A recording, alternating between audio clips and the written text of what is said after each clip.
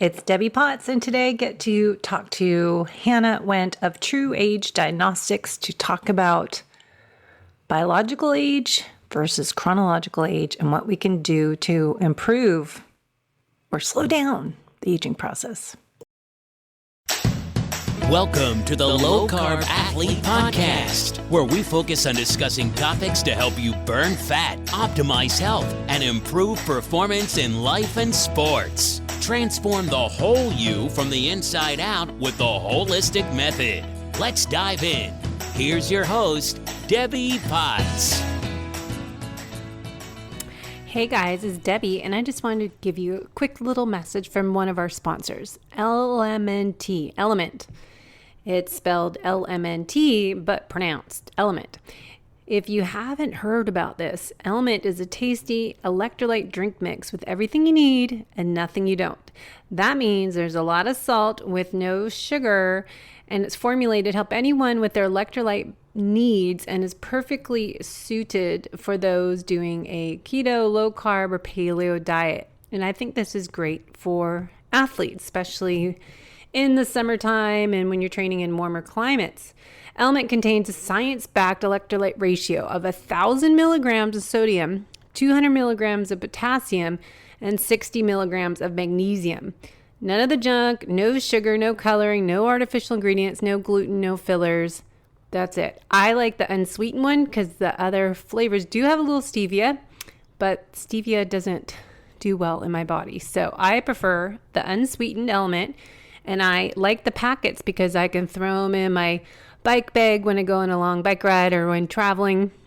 And I can just dump a packet in my water and it keeps me so much more hydrated. Because remember, we don't sweat out water, we sweat out minerals. So check it out. You've got a nice little gift from them if you use our discount code Drink Element. I'll put the link in the show notes. But using the code Low Carb Athlete, you get a free gift with purchase. You get a free Element sample pack with any order when you order with Low Carb Athlete on our special URL code. So support the podcast, support Element. It's backed by science and we love what they're doing. So try it out. Before we begin, I'm just going to give you a little definitions about Tru Diagnostic, the epigenetic company, on the science. So first of all, what is epigenetics? Epigenetics refers to the changes in gene expression that do not alter the primary DNA sequence. In other words, the ways that outside forces regularly change which of your genes are going to be used and by how much. Epigenetic markers are molecules we can read to learn more about what epigenetic changes have been made.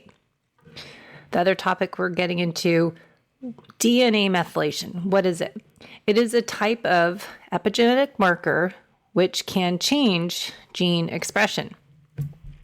It consists of a small molecule, a methyl group, attaching to specific sites on the DNA.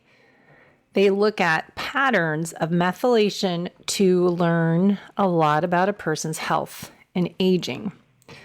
So we'll talk about what is biological age. It's a measurement of your body's approximate cellular and molecular age, independent from chronological age. It is a number that can change due to lifestyle and other health factors, along with inheritance and pressures during childhood and much more we'll dive into. They look at biological age measured by methylation because research has shown it's the number one accurate, most predictive measure of future disease occurrence, fertility, and can even estimate the time to death. The predictive power makes it highly useful in both research and individual longevity health tracking. So we're going to get into all this stuff, but I just want to give you an overview if you're not familiar with genetics, epigenetics, DNA methylation, and what is our biological age versus chronological age, but also what we can do about it. As I am a health investigator, as a practitioner, I'm looking at different clues, helping people see what they could do to take ownership of their health and improve the aging process by collecting data from functional lab tests and looking at epigenetics through Tru Diagnostic. And I think it's very helpful to kind of see, am I doing all the right things that I can do to improve my life when I'm 80, 90 years old? And as I continue to share, just seeing how I'm aging and my family and my parents and their friends. And really, I'm just continue to dive down these different rabbit holes because there's so much we should and could be doing now and not have to wait until we have issues when we're 80, 90 years old. So we'll talk about what influences biological age, methylation, and some of the major factors as nutrition and exercise, sleep, stress, physiological trauma, social relationships, smoking, drinking alcohol, medications, environmental pollutants, existing diseases, and more. And, how is this different than all the other tests? I know a lot of clients will come to me with their results and they have this test and that test. And I really don't see a lot of action items from getting these tests. So looking at Tru Diagnostic, Tru Age test, how is this different? What can we get from this to add more personalization to our action items in our health optimization program? So we'll talk to Hannah about more, but check out their website. All the links are in the show notes, and we'll get a discount code for you to take this test if you're interested. Now, there's a ton of reports, so I would work with a practitioner and one of their experts because it's really confusing. So I've been diving into my reports, and it is a lot. And so it's better to work with one of their experts. So let's bring on Hannah, and she will explain more. Enjoy the show. Go. Okay, guys, I'm on a mission to help you all improve the aging process as I'm on a mission. My personal goal is to improve how I age so I thrive as I get older. As most of you know, my dad passed away a year and a half ago, and I've really opened my eyes up to really even more, what can we do now at, say, age 50 to improve how we're showing up to life when we're 80? And I'm actually at my mom's house today in Palm Desert, and all of her friends are all 80s and seeing all the changes, and it's more men than women too. So men really need to really look at all this stuff. So I wanted to kind of tie into the theme on the show lately on how we can be health optimizers and get some data, test and not guess, so we can improve who we are in our future life or as our future self. And I listened to Hannah on our Wild Health Precision Medicine Fellowship course I'm in and thought this was so fascinating. And I know a lot of you are health optimizers and taking ownership of your health. So Hannah is joining us today. So thanks for coming on and sharing this testing we're going to dive into. Yeah, thanks so much for having me, Debbie. I'm super excited to chat and unravel all of these intricacies with epigenetics, DNA methylation, biological aging. It can be, a heavy topic for some, but really breaking it down as simple as possible, I think will be super helpful for your listeners. Yeah, I just find it so important to put all this together as we went with Dr. Matt Dawson. Actually, yesterday I recorded with him on the Clarity Report, and I'm doing the program myself to add this into my own coaching program, but just how my own results, how you think you're fit and healthy, but really what can we do to be fit and healthy from the inside out and getting clues to know, am I on the right track? Am I doing everything I can do now to improve my future self? Because sometimes we just don't know unless we look at the genetics, look at our labs, and really put it all together. So tell me about your company, your co-founder, Tru Diagnostics. What is it all about? Why did you start it? What's your purpose mission? Yeah, I love that you start out with this question too, Debbie. So, I've always been interested in science since I was a little girl, right? Basically, how the world works from more of a underlying biological standpoint, right? I'm from Ohio originally, ended up coming to Lexington, Kentucky to attend UK and wanted to become a veterinarian. wanted to become a genetic counselor. I switched degrees that would kind of match my interest at the time, but it always fundamentally came back to loving and understanding science and really wanting to help people as well. So right outside of college, I took a pretty unique job at a integrative pharmacy in Lexington that really sold a lot of unique products. And that's where I was first introduced to kind of this longevity, cash pay medicine space. I like remember when it clicked, right? When you learn about kind of this healthcare model instead of this sick care model that is kind of ingrained into us as we grow old, more of that insurance type of billing model. So at the pharmacy, I led a lot of sales. I created different educational platforms to educate and encourage those on recommended dosing for some of those unique products. But the one thing that was missing was, how can we prove these products are working, right? What is the efficacy? People feel better with all these, medications, peptides, things of that nature, but we need more data, right? This is a data-driven world. This is a technology-driven world. And the one way we wanted to do that was say, okay, well, what is the biggest risk factor? Where can we make the largest impact on someone's life? And it is aging, fundamentally. Right. We'll talk about this a little bit more, but we know aging is the number one risk factor for all-cause mortality and morbidity. I say that probably like dozens of times a day because it's just fundamentally true. And again, not a new idea. So that's really where the idea was born in terms of aging, but have fundamentally always loved science, helping people. We then kind of went down a whole journey and rabbit hole on finding out how to measure this, and the best way to be able to measure that through epigenetic DNA methylation. And Tru Diagnostic was born. What is DNA methylation? To explain maybe that in epigenetics, if people aren't familiar yet. Yeah. I think if it's okay, Debbie, I'll even explain genetics versus epigenetics beforehand as a good entry way. Yeah, which I know you've spoken about. So genetics, that's your blueprint. It's not going to change, right? You get 50% from parent one, 50% from parent two. It's the same in every single cell type in your body. You measure it once, your disease based on your genomic risk, your predispositions. But again, it's not going to change. It's kind of sad. When you think about it, it makes me feel a little bit sad and my chest a little tight because there's not much, there's really nothing you can do about that. But there's this idea of epigenetics where you're looking at modifications on top of your DNA. This is the software of your body. It's the software to the hardware of your genomics. It's telling your genomics how to function.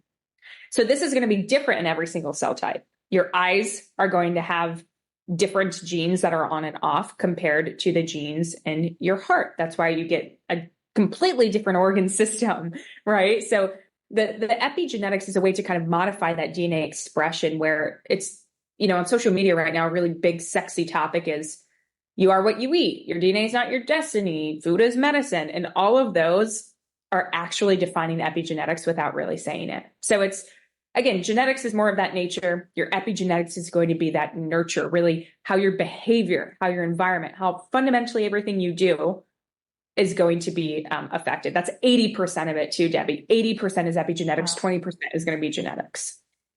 Yeah. So good to note, 80-20 isn't just your workout routine, zone 2 versus your HIIT training, but it's your 80% epigenetics versus 20% genetics, which shows really how we need to take ownership of our own health because the choices we make really impact the outcome. Yeah, absolutely. And it's, it's so interesting because, the probably number one question I always get is, well, how do I lower my biological age, right? What can I do about it? And my answer is always the same, which we can get into some of these more specifics later, but you have to start at what you can control, right? Your lifestyle factors. I think that's a pretty simple narrative.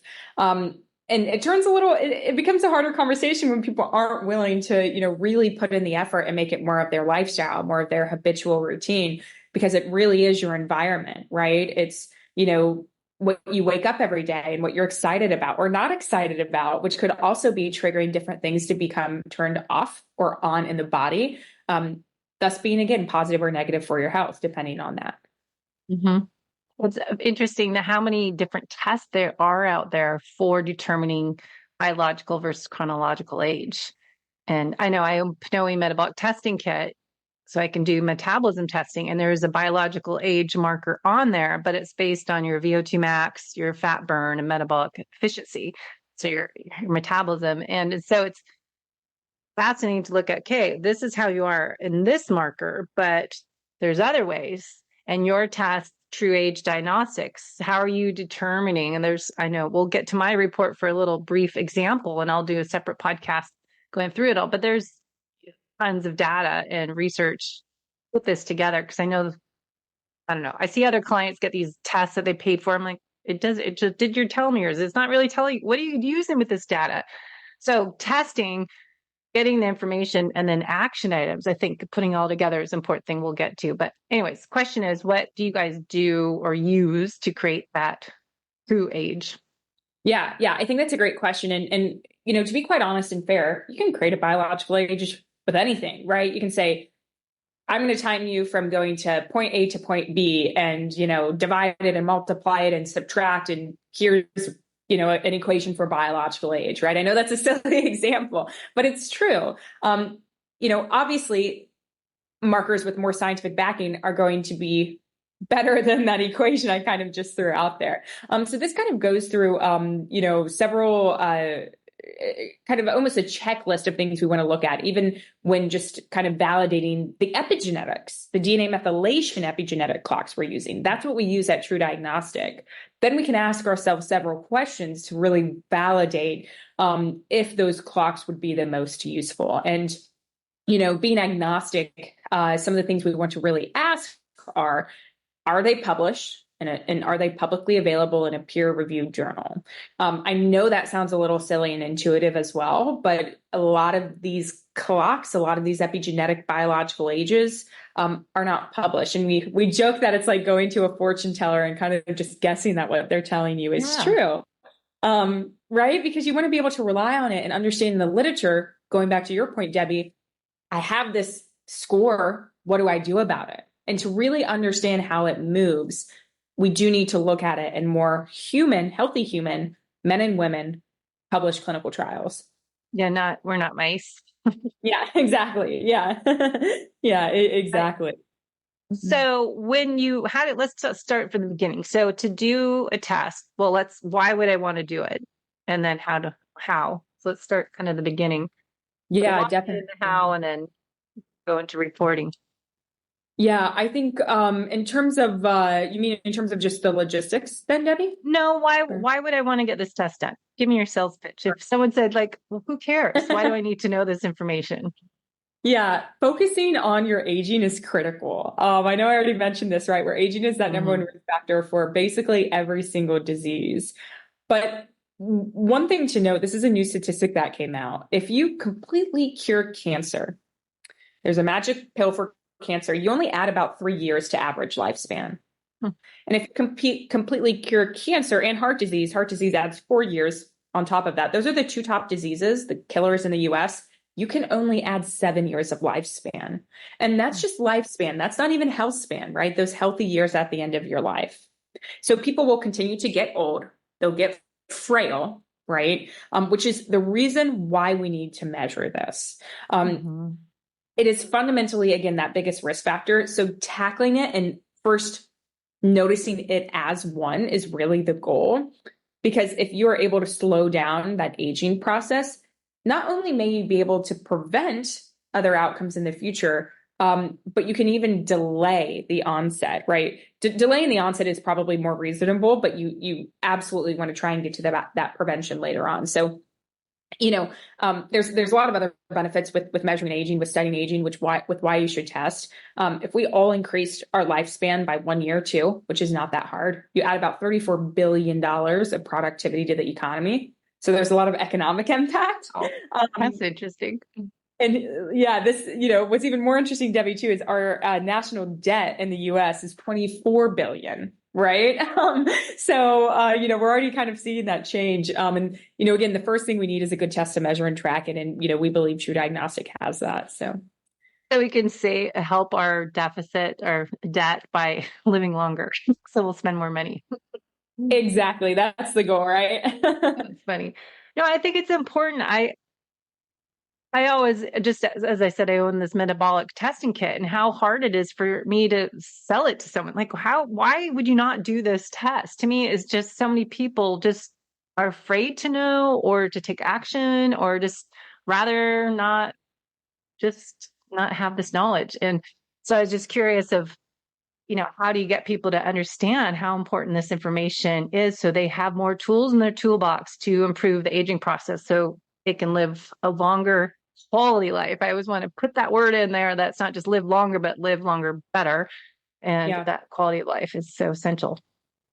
Yeah, definitely. Yeah. We, I think going back maybe to even more of like the why, right? Like the emotional attachment or reason too. It does make me even emotional saying like, why are we here, right? Why are we living? What are we doing? And, I want all of my friends, my family, I want them to live as long as I'm living, right? So it's all about kind of that why too, which I think some healthcare providers might lose even in the cash pay space. Because again, it's more about that conversation and that intimacy. Do you want to be 80 years old and be able to, get a puppy, right? Take that puppy on a walk. Do you want to start a new business? Do you want to see your great grandchildren grow up as well and fall in love and get married? So I think there's more to it than, we usually talk about. Usually we talk about it only surface level in terms of just trying to live longer. But I think if you dig a little bit deeper into the why, it starts to really connect with some people too. Mm-hmm. Yeah, I always love the question, what's your why? What drives you? What's your purpose? What's your mission? What's your passion? Yeah. And a lot of people don't know that. So if you don't know that, take time and journal it night or something. So let's go into how you test. And then I want to go into what do we get from this test result. Mm-hmm. Yeah. So how you're going to test is essentially choosing between two products, right? We have kind of our complete kit. Debbie, that's the one I know you did, where you get all the markers. I highly, highly recommend starting out with that complete kit. You're going to get, an age we created with Harvard, pace of aging we created with Duke and Columbia. We're getting ready to come out with a symphony age, which is the aging of 11 different organ systems that we created with Yale. So you really get this, kind of smorgasbord or picture of aging. And that can be really useful, but it can also be a little bit overwhelming. But I think it's important to note that aging is extremely multifactorial, right? We have to provide you with a lot of information because we're going to use that information synergistically to create a treatment framework for you. So I do recommend doing that complete kit. It's a simple finger prick blood test. So you could do this at home. You just prick your finger, you fill out a little card. I'd love to hear your experience with that, Debbie. And you just ship it back into us. We own our lab in Lexington, Kentucky as well. So we don't outsource to any other third parties, which is great. We're the only people touching your sample here. We're a CLIA certified lab, meaning we check all the boxes in terms of rules and regulations. And then you'll get your results back. And, one of us can hop on a phone call with you and really help you understand them and digest them. But, we always do suggest a healthcare provider or working with a healthcare provider to really focus on a plan right for you, including other maybe tests like the genetic, like some of the tests that you've done, Debbie, right? Again, more of that holistic picture, looking at everything. And I think that's what we'll get to today too, is actionable items, because I just think people get that are in the biohacking, whatever you want to call it, space, that are health optimizers, but what are you doing with all this data you're collecting? Are you just having a big old file folder filled with all your reports? Or are you doing something from that? And that's why when I do my metabolism testing, I charge probably $100 more than someone else, because I'm going to get more intake forms. I'm going to assess the results, and then we're going to have a meeting to go over how can you implement this into what you're doing and make some adjustments, and let's set some goals up and action it. Because to me, it's like a waste of time. Don't bother testing if I'm just going to give you a piece of paper back. But that's kind of what this is. Right. There's all these forms. It's very overwhelming when I look at them. I'm like, I don't know where to start. So I think it's important to work with someone to guide you that's an expert in the area for sure. Yeah, definitely. And to make reasonable changes too, right, Debbie? I forget who I was listening to on one of your episodes a couple weeks ago, but they were talking about certain workout regimens too. And it's like, people enter these intense kind of like workout programs or regimen. And then, they don't even finish the first week because it's just such a drastic change to their life. So I think being reasonable, and setting expectations, or at least trying to make a commitment to yourself where you're really, really trying and, giving yourself a little bit of grace if kind of you're not as strict as you wanted to be too. So, all about reasonable changes that really start with lifestyle, then entering in some, supplements, if you choose to. You could also go the medication or procedural based therapy route, which we can talk about some as well. Yeah, because I always think of it, people have weight loss goals. I like to say fat loss and increase lean body mass, but weight loss is more people understand. But really what we want to do is get stronger, lose body fat, increase metabolism. And then we've got the performance bucket. And then we have longevity, the aging process. So, taking that into consideration when we're looking at a report and the genetic report we went over clarity, you really can put all this together and looking at your functional lab test to really personalize a program, which is what I love to do. It's like, all right, let's get all this and figure out what Debbie needs to do to live her best life, especially knowing that my dad had different diseases. And I was just thinking today, his sister is just not doing well, and their parents died. I think my grandma died when she was 80, maybe. My grandpa didn't make it to 80. So then you think about, oh, my dad's sides, their genetics are not good. What can I avoid going through that pathway to take ownership now? And just, I think knowing, I think, is better to be a little bit ahead of the curve. So what do you want to share my report? Do you want to start there? Or let's go ahead and go through it. And if you want even more of those kind of targeted outcomes as well, Debbie, after we go over these larger ages, it could definitely help add some context as well for really what to work on. So here you can see, the content index. Debbie did that full panel with us, so she's going to get it all. She's going to get everything that's included in that complete report. So if you want to scroll down, Debbie, right there, perfect. Scroll up just a little, right there, cool. All right, so this is our new OMIC age. We created this one with Harvard, like I mentioned. It is the best in class biological age predictor, and best is definitely subjective, but the reason I mentioned that it's the best is because it is the most predictive of all-cause mortality and morbidity. And again, that's really the key here, is it has to be predictive of specific outcomes. So Debbie, yours looks awesome. You are going to be lower. You're going to be younger. So I know it's a little bit hard to see right there, but your biological age, your OMIC age, is going to be about 50.12. So you're lower than your calendar age by about 2.20 years. We, of course, want to see reduction here. Anything that's lower is actually super impressive. It's hard to get these markers lower, especially this OMIC age report, Debbie, because the OMIC age report is a historical based biological aging process. And what I mean by that is it's capturing everything across your entire lifetime up until now. So think back to, childhood trauma, think back to specific life events, really large stressors that could have happened, any type of disease diagnoses, any types of, I know I mentioned stressors, but maybe to be a little bit more specific, things like pregnancy, things like surgeries, things like disease, even flu or viral infections like COVID-19. Granted, you can, recover from those, and it's actually reflected in biological aging based on a couple studies, which is great. But all of those at one point can actually advance this clock. So this is awesome. You're doing great, Debbie. I don't think it's awesome, though. I want to be 40. To me, that's not good enough. I wanted to be 10 years younger. So I'll have to look at the whole report, see what do I need to do to get to be the 42, not 50. Yeah, I can tell you definitely have that, that competitive nature about yourself, which is great. I'm the same. That's not good enough. Yeah. The 50.12 looks good. What's even more impressive too is it says your OMIC age is in the 28th percentile. So right there in that box, move your cursor up. Yeah, just a little bit right there. Yeah. So that means you're doing better, Debbie. This is where it gets super impressive. You're doing better than about 70% of the true diagnostic population. So you're doing, better than about 70% of a really, really healthy population. And again, those are people who've taken the Tru Diagnostic test, right? So people who are going to pay cash for this, they're going to be super, healthy. They're going to be involved in their own health. Mm-hmm.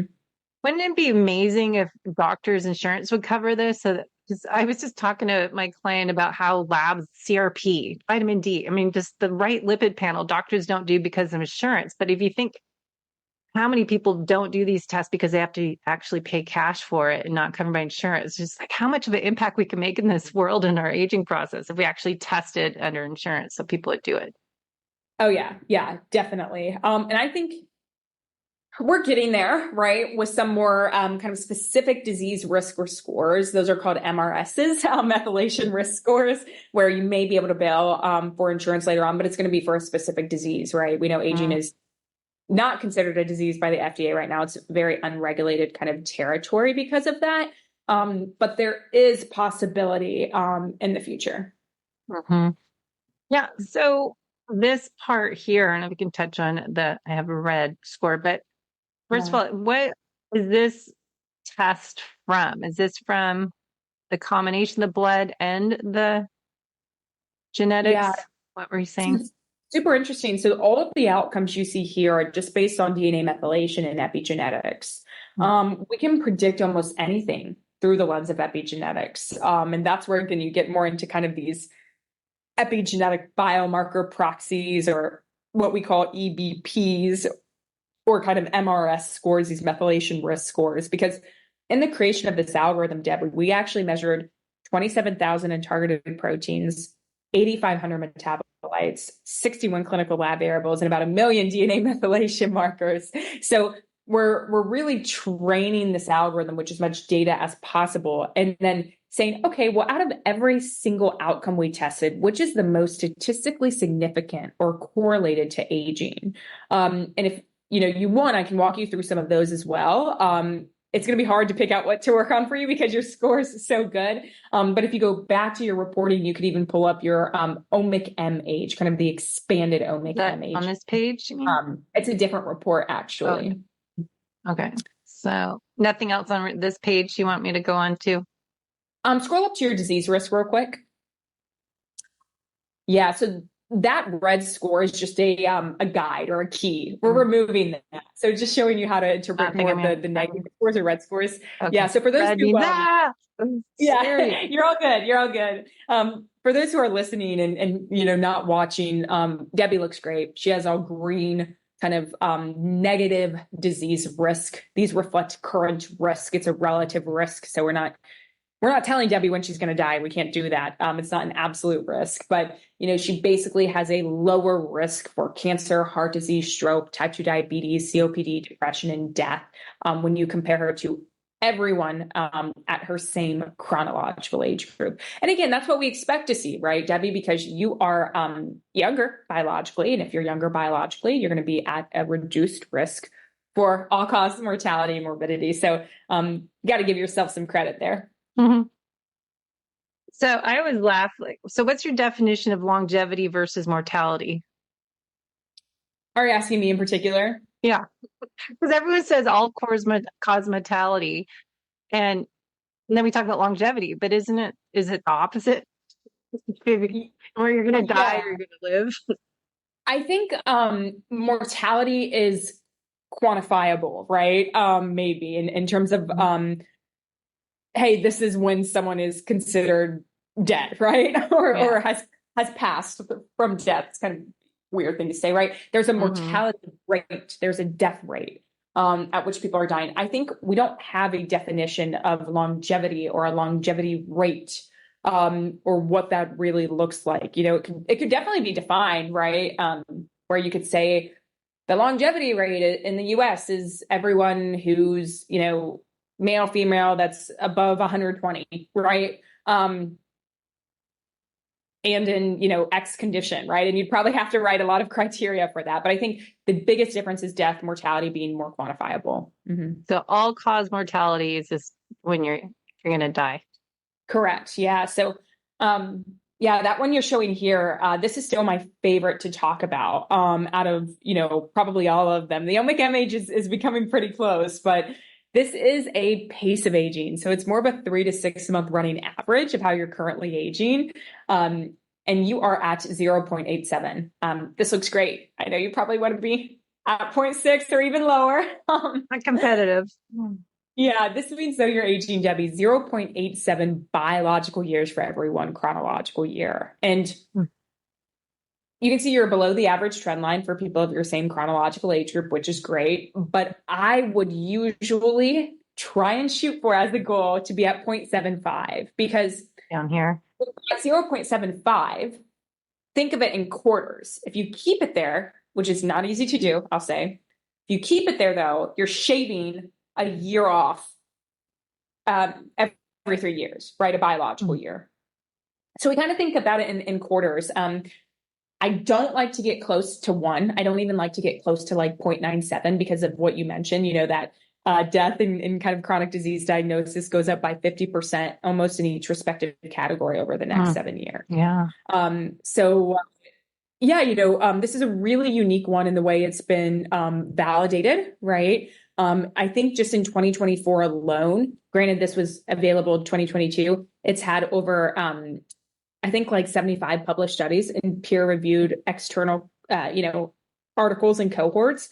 I think that's like 4 or 5 or more papers a week, which is pretty insane. So again, it's very well respected. It's the gold standard for N-of-1 precision medicine. It really responds to interventions which we know benefit the underlying biological aging process. And what I mean by that is going to be caloric restriction. All right. So that's the only human clinical trial proving we can see reductions in this. Like you mentioned earlier, we're not rats, we're not mice. Although they may be helpful, those are introductory. Hey, sorry, can you hear me? Oh, hold on. We got another voice on here. Hold on. Oh, sorry. I got you now. Sorry. Hold on.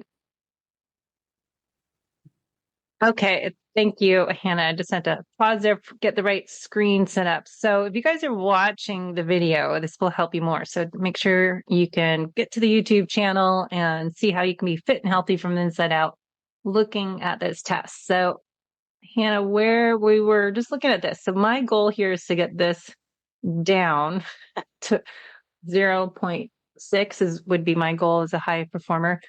Yeah. So then we have this other report. So did you want me to hop over here yet? Yeah, definitely. So I think, for that Deneen pace, remember just the recommendation for caloric restriction, or any type of, stress reduction mechanism to help lower that. Hold on, sorry. So you're saying is that intermittent fasting, time restricted eating, like a 12-hour, or what? Do you have research on what that means? Yeah, just caloric restriction. So not necessarily fast, not right? Fasting, just less. Consistent, overall caloric restriction in healthy non-obese adults over a 2-year period was that calorie randomized control trial that was actually published in Nature about a year ago from Duke in Columbia.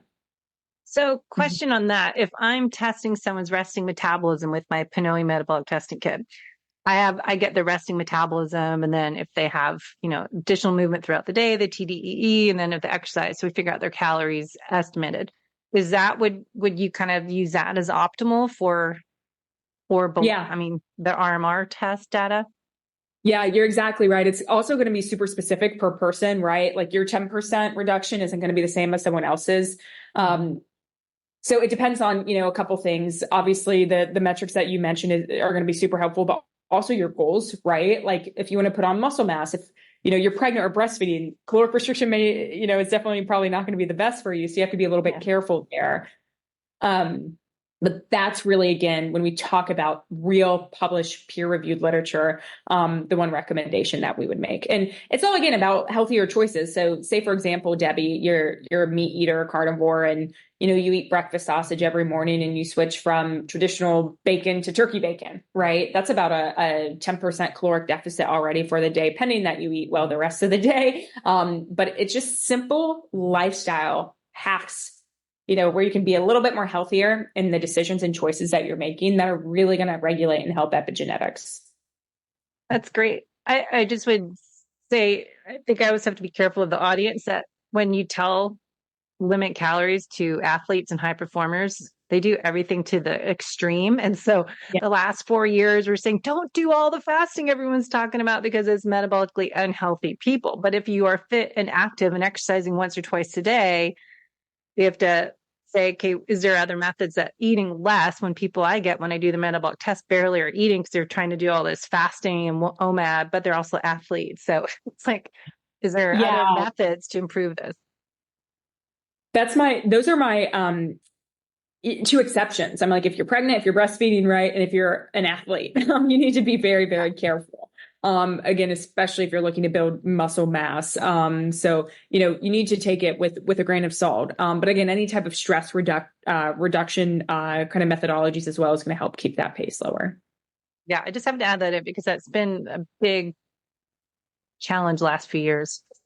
Yeah. More is better, but what if you're metabolically healthy or not even metabolically healthy, active? Okay, so this is a report we wanted to bring up to our attention too. So talk about this report. Yes. So for those of you who, again, are just listening, we're seeing this report Debbie has pulled up. This is our expanded omic MH report, right? Now one thing that's awesome about the Tru Diagnostic clocks is we don't just tell you an age and let you sit with it. We tell you why you're aging and what you need to work on. So this is, one of kind of the metabolites I picked out from Debbie's reports. I couldn't even pick out any clinical lab values because they were all within range and they looked really good. So this is a metabolite on the right-hand side of your screen if you're watching. This one. You want lower levels of this metabolite. Lower levels for this metabolite is better for aging. All right. So this is the 3-uri-dopropionate metabolite. And what this metabolite does, this is one we're very familiar with. They're not all that way. This is a substance that's part of the process your body uses to break down components of DNA and RNA. Remember, the molecules that carry genetic information into your cells, into simpler forms that can be reused or removed from the body. So to, again, reiterate that, this metabolite forms when the body is breaking down certain genetic building blocks and it's eventually converted into other substances that are useful for the body's function. So this is actually right on track with what we're talking about. It's important for maintaining healthy cells and efficient metabolism. Again, you want lower rates of this. Debbie's in the 90th percentile, 90.1 percentile here. So she's, higher than most people who compared to our same population. So what we would recommend, Debbie, for you, of course, is we want to lower it, right? We want to lower this number. And how do we reduce these 3-uri-dopropionate levels? Well, there's really kind of 3 recommendations I would make here for you. I can go into them each in depth a little bit more, but number 1, assess dietary protein intake. Since this metabolite is really involved in the breakdown of certain amino acids, as I mentioned, reducing excessive protein intake, especially from sources rich in organ meat kind of outcomes, might help. We want to aim for more of a balanced diet that meets but doesn't significantly exceed protein needs based on activity goals and health goals. So there, are certain amino acids that can be hard on this particular metabolite to break down. So that's number 1. Watching protein intake levels. Number 2 would be ensuring proper hydration. So, of course, this is crucial in just overall health. We need adequate water intake. This is going to support the filtering of this metabolite. If it's a little higher, it's going to support the kidneys and excreting waste products, including the 3-uri-dopropionate as well, so we can lower levels here. And then the last one is more kind of a monitoring recommendation where we want to monitor liver and kidney function. These organs play a really critical role in metabolizing and excreting metabolites. So you want to ensure they're functioning properly through regular, health checkups you can use to manage levels. So what I mean by that is get your traditional lab values measured as well, right? Mm-hmm. This isn't the end all be all. This is a really great test that maybe gives you a direction to drive and to go deeper in. But we need those clinical lab values to manage more. So that's a couple thoughts there that I think we've gotten to this one size fits all approach in the diet world, and people that are, keto, and then they're carnivore, and then they're doing this and that. And it works for some and doesn't work for others. And I think that's why it's so helpful to do all these tests to figure out what is best food for me. Combine that with intuition and pay attention to how you feel. And then there's always food sensitivities and gut health. But, it's the protein thing, trying to shift to more focus on muscle protein synthesis and spreading out that meal timing, as Dr. Gabrielle Lyon talks about, Dr. Donald Layman, and try to follow that. But then how much is more is not better, less is sometimes better, and finding the right amount for you as a unique bio individual is so essential, but challenging for people.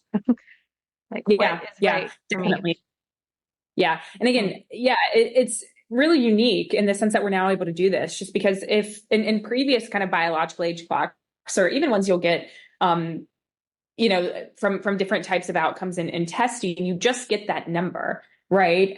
You don't necessarily get this additional information on what's driving the clock. So keep scrolling through, Debbie. Let me see if I can pick up anything else.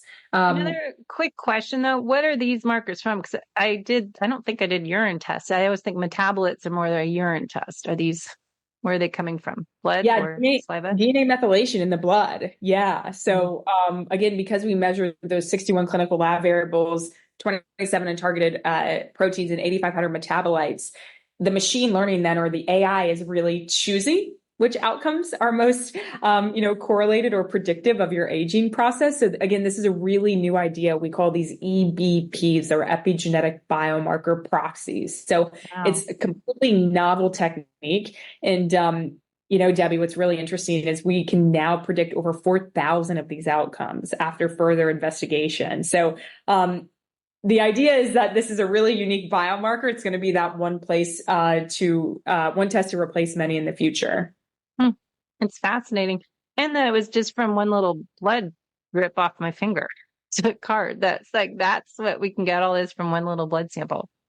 Yeah. One more that I may bring up too, you can see this is probably the one that's the most out of range, is that matrix remodeling associated protein 5 on the bottom right-hand side. Oh, this one. That one right there. This is more of a kind of general inflammatory marker as well. So this looks, pretty high on you. For those listening, Debbie is in the 98th percentile for this matrix remodeling protein. It's pretty kind of non-specific inflammatory marker, but involved in a lot of signaling pathways that promote synthesis and secretion of inflammatory cytokines. So, it can be linked to kind of this control of the extracellular matrix protein, which again increases during inflammation, and other different outcomes, cardiovascular, lung disease, autoimmune disease, other cancers as well. So again, very non-specific. Here, what we want to do, which again, you're probably doing already, Debbie, is making sure we're exercising, right? But again, not too much, because it can kind of be that push and the pull where you want exercise for its anti-inflammatory effects to help modulate the immune response, but you don't want too much to where we're putting it into overdrive. So that's can be a little bit of a hard balance to maintain. It's a great point. I just did a video. I'm trying to do these rabbit hole videos of sharing articles by myself on my YouTube channel. And I think it was a fascinating topic to dive into on too much exercise. A lot of the recommendations are, exercise is beneficial. Then we've got us in our world are endurance athletes, and I'm kind of more retired Ironman triathlete, but how many people do too much exercise and too much excessive exercise that they realize, oh, that might be causing excessive stress, oxidative stress, chronic inflammation, leaky gut, all sorts of different health issues that they might not realize that your exercise that you think you're doing is so healthy for you, but we're doing this much 2-3 times a day or excessive volume that it is something to pay attention to. Yeah.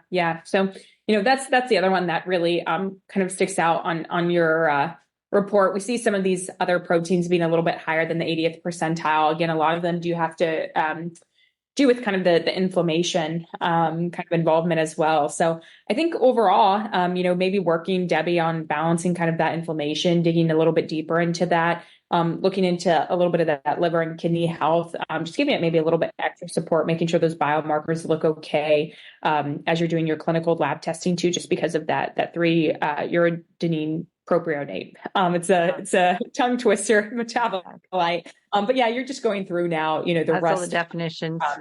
the definitions of the report. So you kind of go through and look at what you really need to target and work on. But again, the pace of aging looks great. Your adenine pace, looks amazing. We want to, of course, keep that down, because again, the lower you keep that down for longer, the more you'll see your omic MH decrease over time.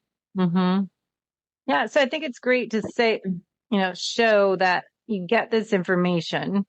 So if I have signs of inflammation, but my CRP level, my blood work is low in range, but my, looking at other markers, and then compare this to my clarity report. We went over a little bit yesterday, or the episode before this, oxidative stress markers and looking at longevity markers. So it's so good to, what I learned as an FDN practitioner, we're more of a health investigator, and we're putting the different pieces of a puzzle together and getting 3 to 5 different labs, for example, and looking at the whole picture. And that's why I'd love to put this all together to see, well, is it because my exercise, or do I have other signs of inflammation in my gut, and doing a gut test? Because I've had, over the years, from my adrenal exhaustion, a long time ago, I had, so my CRP was 0.15. So then it's kind of looking at, all right, this shows this, but then this is low. So is it something else going on? That inflammation is leaky gut microbiome related? Do I have parasite, pathogen, other thing that's driving that stress level up? So I think that's fascinating to, put it together and then create action items with the data collected in these reports.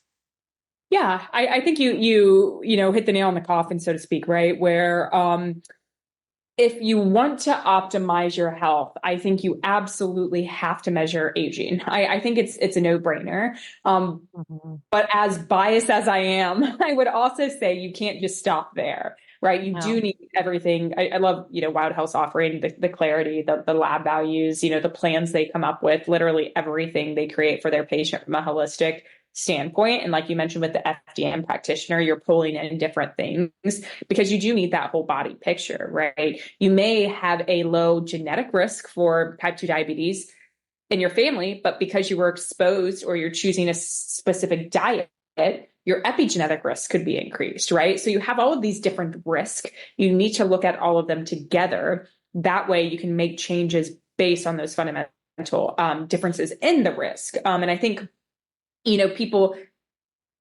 don't envision that as much. They think, oh, I have one risk, it's genetics. I'm doomed. I'm bound for this disease, but the power really is in your own hands now. And I think that's, again, super, super liberating, kind of coming back full circle. Mm-hmm.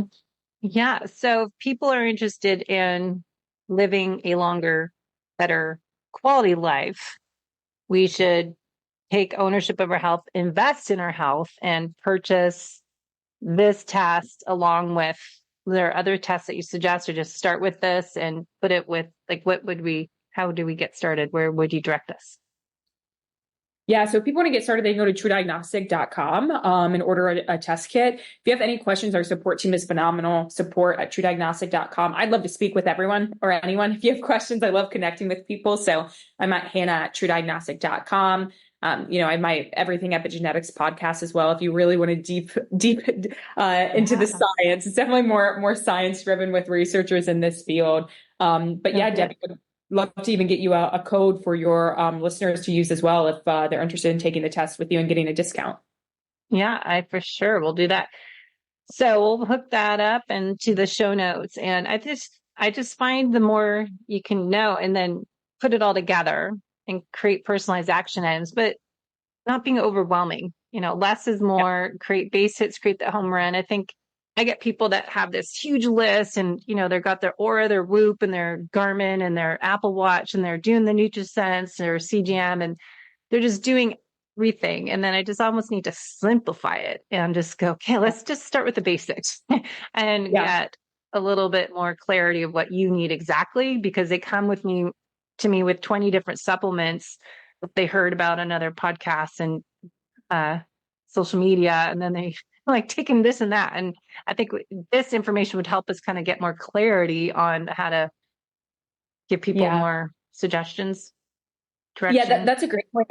That's a great point as well, Debbie, because I always say, you see a lot of social media things talking about even these clocks being correlated with lifestyle factors, right? And that's nice, but I think it's pretty intuitive, right? What we need to do from a lifestyle standpoint in terms of eating better, exercising to some degree. So when it's able to give you actually those specific recommendations and quantify that number one risk factor, that's really the point in driving it home, right? And more from that kind of testing perspective too, it's telling you what's working and what's not. It's giving you that real-time feedback, which I just think with all the medical information and devices we have nowadays is pretty invaluable and will save you money in the long run.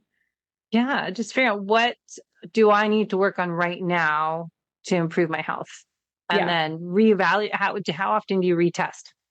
Yeah, about every 6 to 12 months, I would say. So, you could do the smaller kit, the Tru Age Pace kit, every 2 to 3 months if you really wanted to get more N of 1 precision back feedback. We want to start testing, get a baseline. Even people are like, well, wait, I want to be really healthy and then take one. You want to take one now because you want to look at the progress you're going to make over time, right? People always say, I always say, well, wait, what if you took it 10 years ago? They're like, oh, that would have been crazy to see how far along I've come. So, I just encourage testing. Even if you're on the fence, maybe you can just do the cheaper test as well and only get a little bit, a couple results. And last thing, you just said, 10 years ago, is it better to start doing this younger? Is there a certain age that we should start doing this? Yeah, I mean, really anyone can do it. The clocks do act a little weird in really young populations. So I would say as a good rule of thumb, between 16 and 18 is usually okay.